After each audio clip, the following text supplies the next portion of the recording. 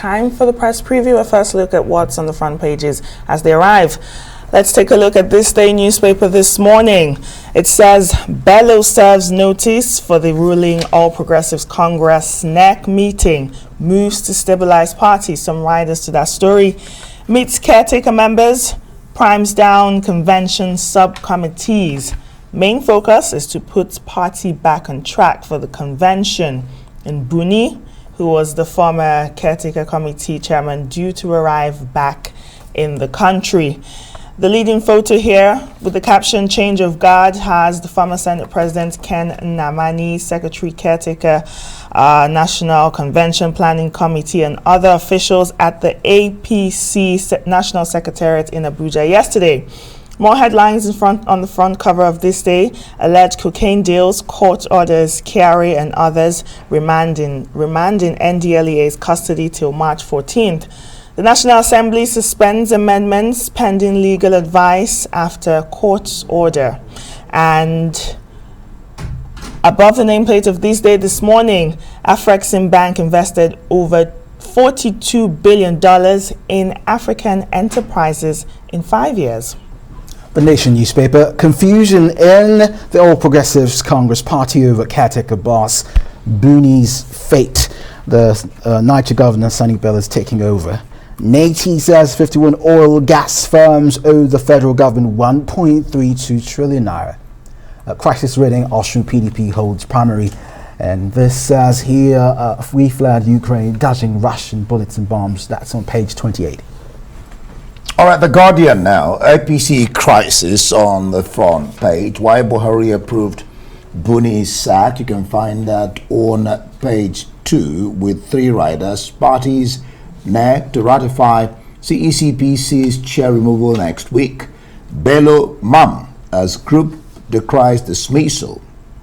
Ex-PGF DG explains his misdeeds. And of course, on that front page, you can see the picture of Abba Kyari, the DSP, who was in court yesterday pleading not guilty to the charges against him. That's from the Guardian newspapers. Similar headlines here on the Punch, front page of the Punch newspaper. Governors dump Buni, back Bello as confusion reigns in the APC. Leading photo in front of the Punch newspaper. Abba Kyari, drug ring and others remanded. Co-accused pleads guilty. Above the nameplate of the Punch this morning, National Assembly may suspend Electoral Act amendments sought by President Buhari. And I've got the Financial Times. Markets rattled by push for Russian crude ban as refugee crisis mounts. And the Times, shredded faces chart Putin's strategy better than any map. Of course, you can see the face of that woman there on the front page. The West to step up pressure after a cynical Russian offer. This is pressure economic. That's the pressure there. West stepping up pressure on Russia against Putin. And for the press preview, let's bring in Emmanuel Bello, who joins us in our offsite studio this morning. Emmanuel, good morning. Good to have you. Thanks for joining us.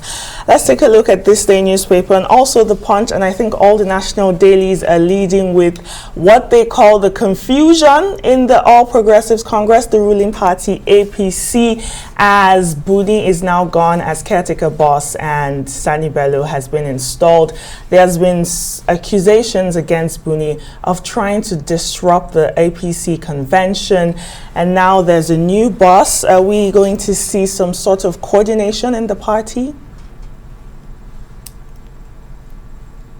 Yes, yesterday we saw the new boss taking charge. He trying to give a new direction, trying to give a new impression of what the party should be like. He's trying to cut away the image that APC was already getting in the polity, a party that couldn't even organize itself or actually think of a convention. Compare that to what the PDP did last year. They had a national convention and then a national chairman emerged. It was huge. But the APC has been floundering around the issue of its convention. Couldn't get its act together. the Buni-led committee kept pushing and changing the dates. They couldn't even arrive at issues of even a venue at a point of the crisis. But yesterday we saw a new direction altogether. The governor of Niger State taking charge, really, gave a good account of himself. In what he was saying, in his courage, in how he wanted to carry, do the things he's doing, seemed to be giving a different impression that this party can actually have a convention. He was clear about the date. Nobody is going to flutter around that issue of the date anymore. He said that too, and then of course he was able to sworn in those chairmen from the states. So that gave a better picture, a rosier picture compared to the gloom that the party was involved in. And I think APC, as a matter of fact, most people who are interested in the fortunes of this country, because what happens to APC is practically affects the rest of us. We're able to, see a new direction and what looks like some form of rallying the party together, stabilizing it, as this day just put it, and making it so obvious that, well, at least for one thing, the party is going to eventually have a convention and we'll be able to, deal with all the other issues, the issues of zoning, the issues of consensus, the issue as we head into the election. So yesterday, we saw a new direction, we saw a new face to that party, and it looks as if, though the other papers are reporting confusion, but it looks as if the new boss, governor of Niger State, really took charge yesterday with the hope of stabilizing the party and moving it forward. Moving it forward, Emmanuel, what happens when Maimala Buni returns? He's due back to the country tomorrow. Should we expect a court case? What happened to all that he's done so far? That's the $1 million question, and the papers are reporting that he's coming back tomorrow. In fact, the papers say rushing back, probably because of the developments. So when he comes in tomorrow, of course, a lot of stories around him again about the issues that actually led to his ouster, the crisis of the party, the fact that he couldn't, organize the party. In fact, accusations of apart from corruption, accusations that he was not ready for the convention. In fact, he was fingered as one of the brains behind a legal matter, a court case that was supposed to derail the convention. All these are the issues that he has to grapple with as he returns. But for now, the party seem to be forging ahead with a paper reporting that a lot of governors are backing the new leadership and looking at how they can reposition the party as they go into a convention.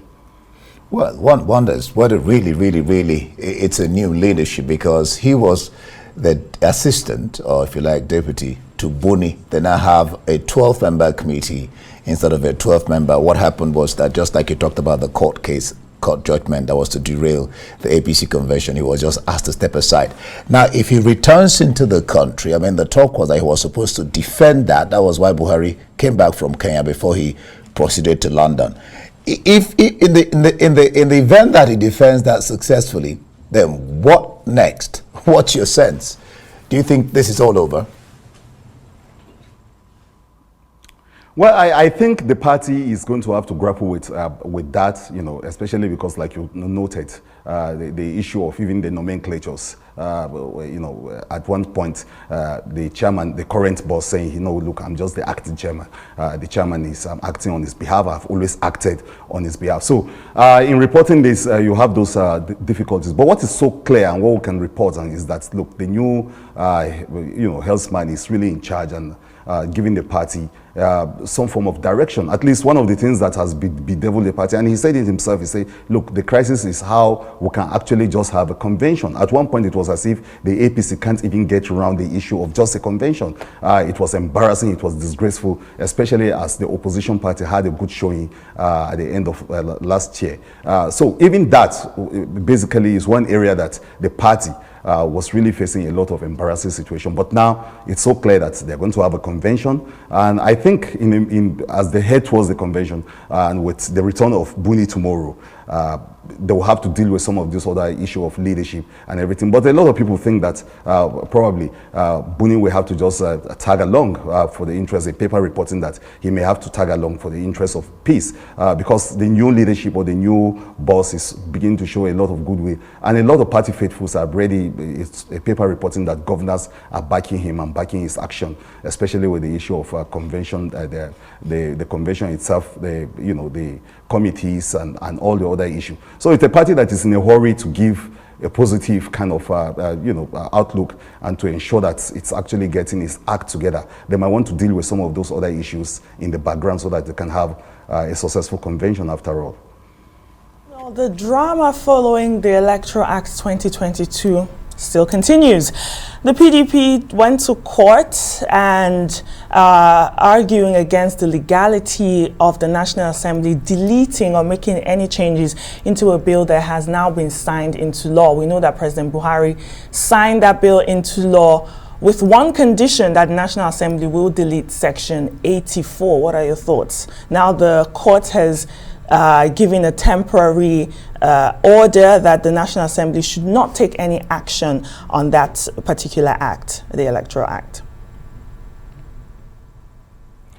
Well, I think the National Assembly has found himself in a fix right now, boxed into a corner over this matter because it actually reached some form of agreement with the executive, with the president, that look, just sign this. We're going to do something about that clause. And you know what the clause is all about.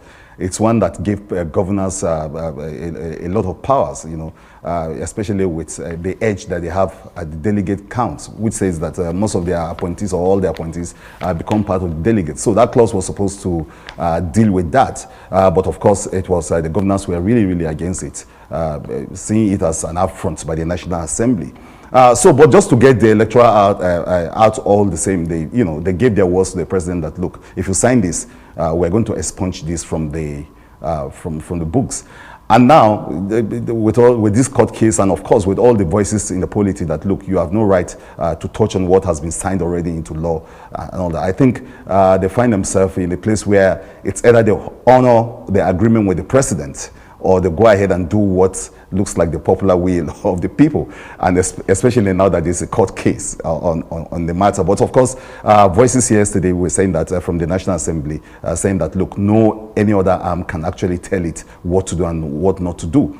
So it's an interesting drama. On one hand is the agreement reached by the National Assembly and the president, and on the other hand, the voices that are saying that, look, don't tinker with this. This is how we want it. And of course, it's about whether they are going to honor the gentleman agreement between the National Assembly and the president. We watch it. It's an interesting drama, and I think we must stay on the story and see how it pans out. Emmanuel, it's day 12 and the bombardment by Russia has continued in Ukraine, and it's aching to see women, children and some young boys fleeing their home. Now the UN says over 1.7 million have fled the country. Of course, we spoke with our international correspondent Adefemi Akinsoya earlier. Now, President Putin has shifted the goalpost a bit. The ceasefire, and he's changed his demands for now.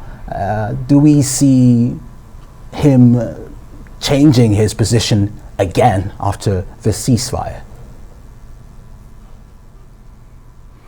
Well, those ceasefires don't seem to be, if you ask me, don't seem to be working. But the biggest story is, of course, the human anguish that you pointed to, Kenneth, the suffering. You see that picture there of this, you say the shredded faces, Chad Putin's strategy better than any map. So whatever he says about, change of, like you noted, change of goalposts, or even, the issue of ceasefires and the rest, you see these images, you see this suffering, you see this toll on human beings. You begin to look at it. It's so hard to watch in most cases, and the whole world is watching this to see how that Putin at the end of the day probably will have a change of mind, seeing some of these images, seeing parents torn apart, seeing children running away and people leaving behind their children, all sort of anguish.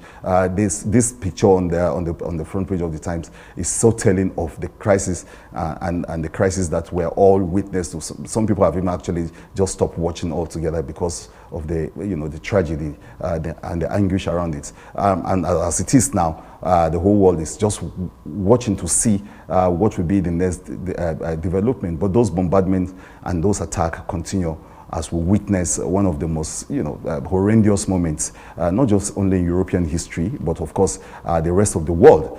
Some people have actually started just, living on hope that something will give, the needle will shift a little bit, especially with the strategies adopted now in the US, to see whether Putin will have some kind of a rethink about some of these things and see whether we can get some form of understanding between the warring parties and get some solution to it. But for now, these sufferings are there, staring us in the faces, and everybody is a witness to the crisis that is going on all around us.